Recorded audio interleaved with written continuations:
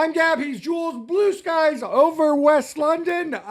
Blue skies over the light blue side of Manchester. We'll be talking Manchester Derby, but not just that, Jules, because so much other stuff happened. Real Madrid have a man sent off and are angry, but still come back and win 2-1.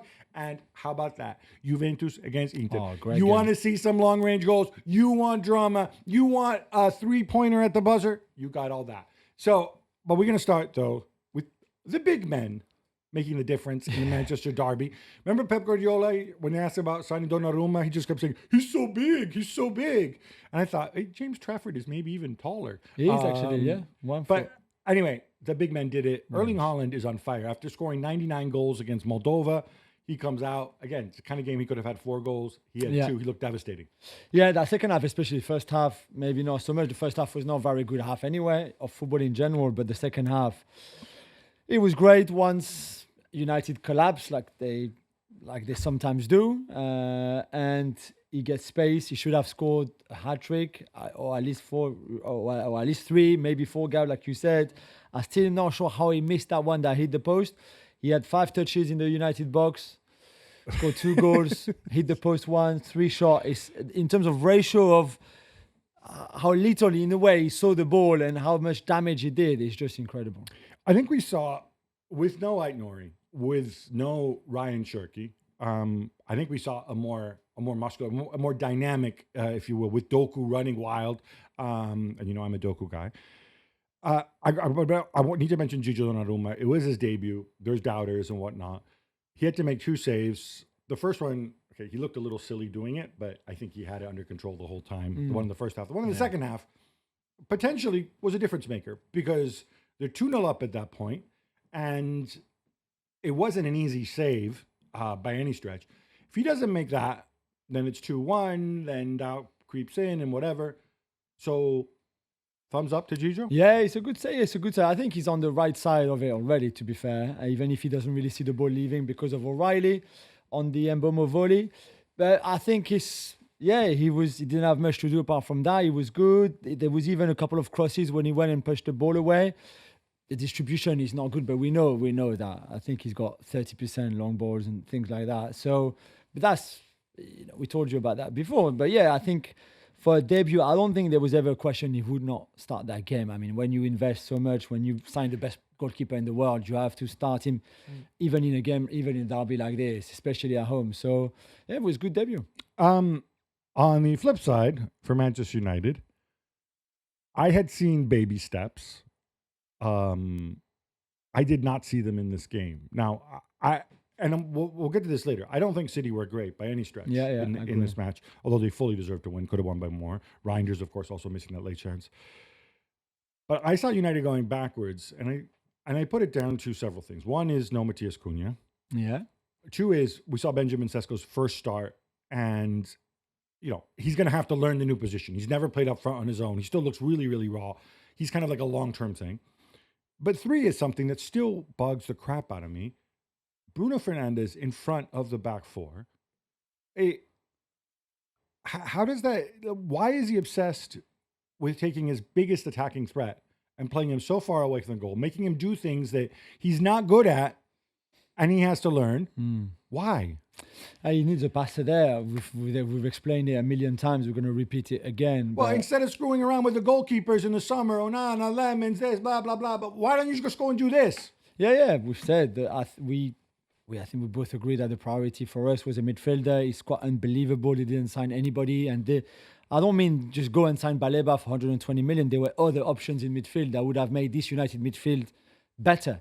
And as we've explained before as well, in this Ruben Amorim system and style of football, more than almost any other position, the key is that double pivot midfield. And if you don't have the right players there, it's just never going to work, as we saw on Sunday, where they were overloaded so many times in midfield, which against City you just can't. There's nothing you can do. You're going to be beaten everywhere. So it was hard to see United like that with no reaction from Amorim, who clearly chose not to change anything again, despite that second half, his team collapsing completely and crumbling completely. But he needs a passer there. Only Bruno can play that, really. I know it's not good for Bruno, but he's the only one. Manu can pass too. He's got other issues. But no. But yeah. So it's Bruno and one of Ugarte or Casemiro, but it's just not good enough. All right, Jules, let's continue with this vein of the expected goals nerds, because 1.52 expected goals is a lot, right? Yeah. Away from home against Manchester City. Cities were like 2.5 or whatever. However, when you dig down deeper, the bulk of that comes from those two late chances, one for Brian Mbeumo, the other one for Casemiro. The Casemiro one, I think, was a suggestion who he thought he was offside, but he wasn't actually offside. Yeah. How do we read that? Is it, I mean, to me, it's a bad sign that you wouldn't just stick those away and then worry about the offside later. Yeah. Does that speak to something in... I'm not sure. No, I don't think. I think the one from Mbeumo, the ball from Ahmad arrived so quickly, he can't really adjust his feet, but it's a huge chance, really. That one is almost, I think it's 0.58, almost 0.6, which is huge.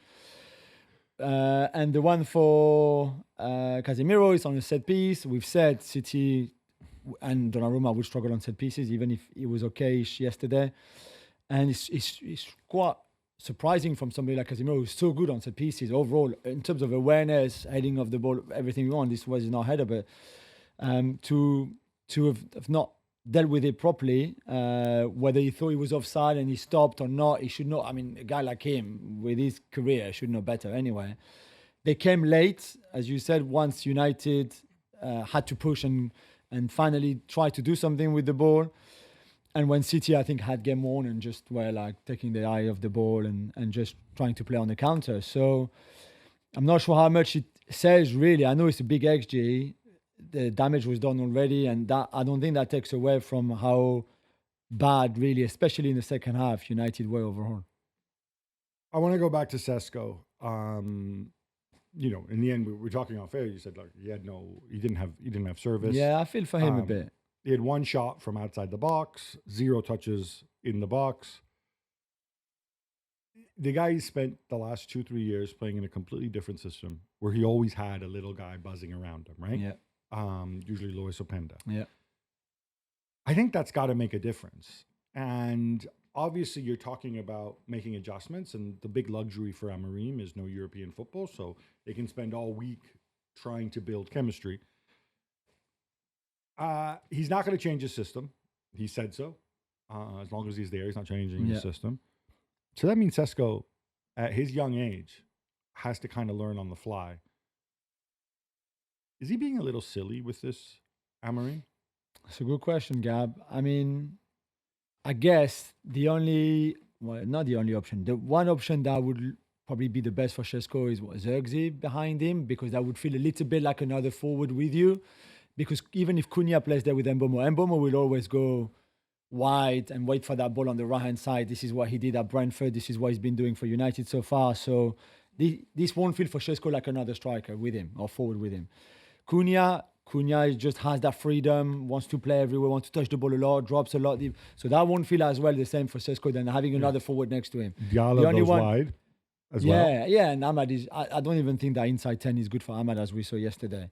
He was far more dangerous and threatening when he was again back onto this kind of like wing back, right winger kind of position.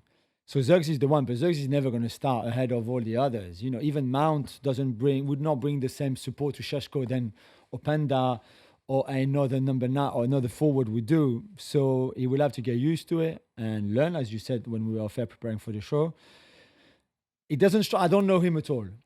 Cesco doesn't really strike me as the kind of guy that he's okay. Let me learn, like teach me, learn. You know, I think seems to be the kind of guy like I know already what I have to do here. Kind of that kind of a very confident mindset and self-confidence. So I'm not sure. But then, if I ask you, United are going to sign Cesco, you would have said, okay, hang on. Okay, good. He's a very talented player, young, with great potential. But you would have said, does he really fit this? And who's going to play with him, right? 100%. And in fact, the other thing with Cesco is, okay, most teams don't play 2 up. Fine. But Cesco brings a lot more. Cesco can also drop off. We saw him, how many times we've seen him drop off, pass the ball. He's a good passer. Passed the ball to Openda last year and the year before.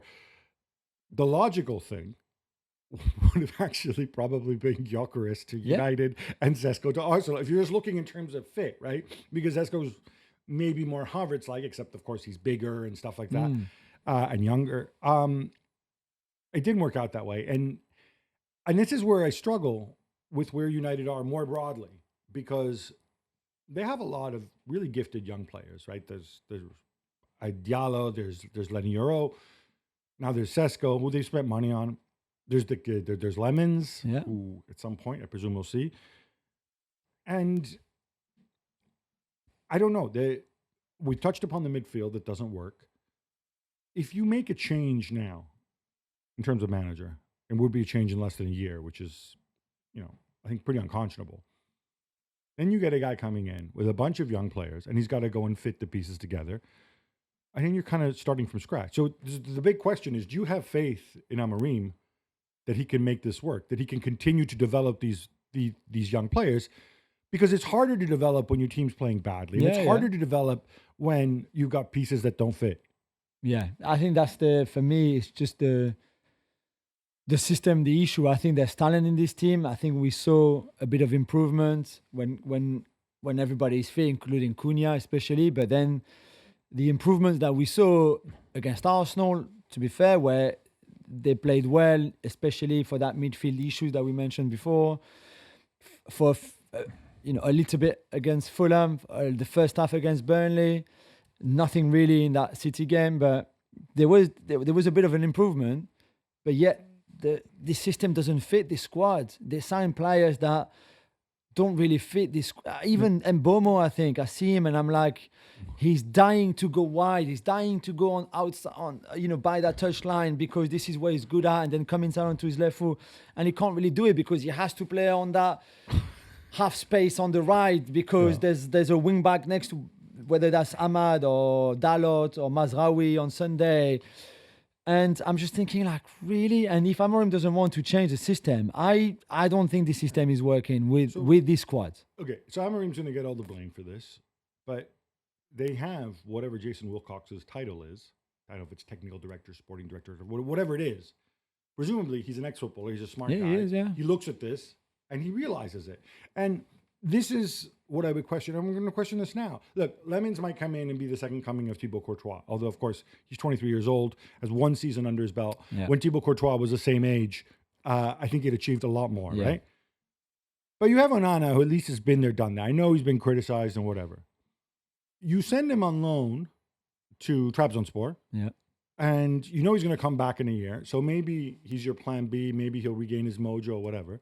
And you put your faith in poor Altay, who wasn't terrible in this game, but still has got he's got to deal with the weight of the fact that all the fans think he's terrible. And this other dude, Lemons, who, I don't know, 1 year, 23 years old. And you're really chucking them in at the deep end, and you've committed money to these guys. These are all the things that, in terms of squad building, I really don't understand from United. I don't think they're serving Amorim. Amorim makes his own problems, but some of them are not on him. No, although I think a lot of those players are the players he wanted to sign. He wanted Cunha, he wanted Mbomo, he wanted Cesco. I think... Do we know this? Or is it just like... For those players, I was told that they were very much his signing. The goalkeeper, if they really had an opportunity and a chance to sign Dibu Martinez, and instead went for Lamens, you said he's, I think, 10 years younger, or not far from 10 years younger than Martinez. And maybe at some point we'll reach the level that Martinez has reached in the last 3 years or 4 years of his career. Good. But right now, they need a goalkeeper for now, not a goalkeeper for in 2 or 3 years' time, if that the time it takes Lamens to be one of the best in the world, whatever. So, there's a lot of things that are hard to understand. What I think is difficult for Amorim now is... He still seems to have some support from ex-United players who are pundit now. This is gone. I think all of them were very, very critical after that defeat, and rightly so. It feels like the players, who some of them are already checked out, especially after the bomb squad things in the summer and all of that, things are turning again now, even for the most faithful of Amorim. I mean, Bruno Fernandes yesterday, I thought, was very, very, very offensive in his post-match comments. Were saying, like, listen, when we play like we do with a back 3 or 5 or 4, we're not really sure, and then you get overloaded in midfield, you're going to struggle all the time. And that, for me, look like a heavy criticism of the tactics and of the manager. So if that's the case, then even less than a year in the job, I think if they lose against Chelsea at Old Trafford on Saturday, this could be the end for him. That was wow. I think so, yeah. Because you don't have any support anymore. Like Jim Ratcliffe was at the game yesterday, his face, and it's normal, he lost 3-0. But Ruben Amorim won 8 Premier League matches in 31. 8 after Graham Potter has the highest win percentage At West Ham. at West Ham. Does he West yeah, Ham? yeah. Does he really? I think it's 27% to 26% or Okay. equal. That's, 8 wins, Gab. 8 wins in 31. 8 wins. That's a terrifying stat. I want to bring it back to City for a minute because we said like first half took the lead. They didn't look, it wasn't great. Much better in the second half. They created a bunch of chances. I saw some flaws in City again. Yeah. Which I think they need to work on. And you can look at this both ways. And I said, there's no Ryan Shirky. There's no Aït-Nouri. There's no Kovacic. There's a lot of players that can bring you different things who weren't there. But I thought, again, this back four, and there's no John Stones, who, you want to be mean, you might say there might never be a John Stones, but whatever. I thought in transition, United got at them much, much more than they should have. And that back four, I don't know if it's maybe a question of getting used to Donnarumma. There was certainly the Mbeumo offside, which is really, really close. Yeah. That is not playing a good line. Yeah. Do you think they were apprehensive about the new goalkeeper and being a conservative, screwed them up a little? Or are some of these guys actually, if it's O'Reilly and Kusanov are your fullbacks, it is what it is. Yeah, I mean, Kusanov is to make a back three. O'Reilly is to come in midfield and be kind of another playmaker, like which is what he is, and then again overload that midfield. So you can understand all those picks from Guardiola, and to be fair, it worked because if they were at times a bit exposed, they still won comfortably and could have easily won 5-1 or 5-2 or something like that. But I think against better teams, which is not United, but is Spurs or is Brighton at times, and will be Arsenal on Sunday because this is the next City game. I think you're right. Those will get exploited. We haven't mentioned the 2023-24 Player of the Year or the 2024-25 Ballon d'Or winner, who's making his second consecutive start in for it hadn't been like more than a year. Obviously, Rodri is a game changer. If you have him, that's fantastic. Phil Foden, there's been so many false dawns, and I kind of feel right now I'm not going to believe in him that he's ready to be back to what he was unless Pep believes in him. And Pep needs to show me that he's going to start him for 4 or 5 games in a row before I believe that Pep believes, if you see what I'm saying. Yeah. But then it's pretty good when you start and then you score after whatever it is, like half an hour, 20 minutes. Although I did think that he and Reinders and Bernardo Silva, when we talked about the midfield on transition, they need to work that out because I think that was part of it. Like there's a lot of ring rust there. And although I think their role was to play between the lines, which they did really, really well. And I think Doku coming quite central was part of the plan, which really worked. So again, there will be other games where they can't really, they won't have that liberty anyway. But it's good to see him back like this in a more central role, I guess. How long will it last? I don't know. Because to be fair, apart from the goal, he just didn't do much either. The question. Yeah, it's a good header and it's a very opportunistic goal, and Doku does really well again. And for most of the first half, it just looked like if Doku didn't touch the ball and made something happen, nothing much was happening from a City point of view, which could be a bit worrying. But it's good at least to have Foden ready to go, especially while like Shirky is injured, for example. Prediction time. Who's going to have more minutes in the Premier League come the end of the year, Foden or Shirky? Well, that's a great question. I'm not sitting on the fence before you say it. I really think that they'll share a lot of the minutes. I think Reinders, Rodri is your twin midfield for most of it. Yeah. Then others will come, and Nico and Kovacic are your backups. O'Reilly can do a job on the left, kind of thing. I think Doku will play a lot, and rightly so. Rightly so. I'm the Doku guy. Yeah. No, I'm with you too. Bernardo might share a lot with Shirky and Foden, but I really think that Pep has them quite equal in his kind of pecking order.